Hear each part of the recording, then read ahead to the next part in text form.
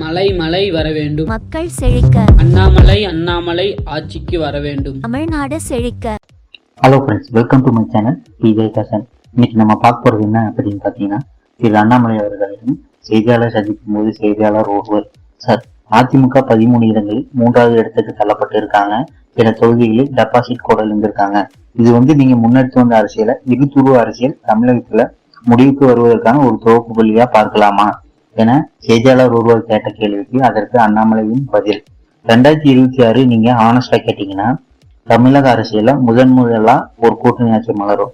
தமிழக அரசியல முதலா ஒரு கட்சி ஆட்சி அமைக்க முடியும் என்பதை தமிழக மக்கள் நிராகரிப்பாங்க. இன்னைக்கு தேர்தல் ரிசல்ட் ஒரு மாதிரியா வந்திருந்தாலும் கூட 2 பக்கம் ஓட்டு பிரிஞ்சு ஒருத்தர் வந்துட்டாங்கன்னு சில பேர் சொல்லலாம்.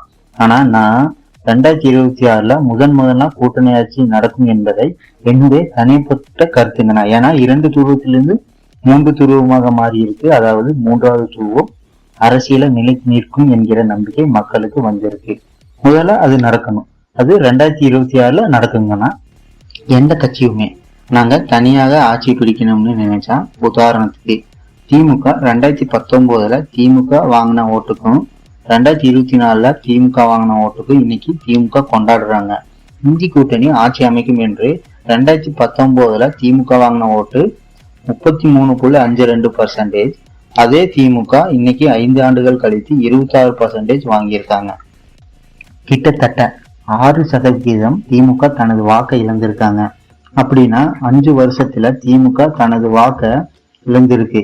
ஆனால் 2019 பாரதிய ஜனதா அகில இந்திய அளவுல 38%, இன்னைக்கு 36.5% நாங்க ஒத்துக்கிறோம். 1.5% இழந்திருக்கோம். எதற்காக இழந்திருக்கோம் என பரிசீலனை பண்றோம். மக்கள் கொடுத்த தீர்ப்பை நாங்க ஏற்றிருக்கிறோம். ஆனா 6%க்கு மேல வாக்கை இழந்திருக்கும் திமுக இன்னைக்கு இந்திய அளவுல ஜெயிச்ச மாதிரி பேசுறது என்ன நியாயங்கனா என்று பேசுவார் திரு அண்ணாமலை அவர்கள்.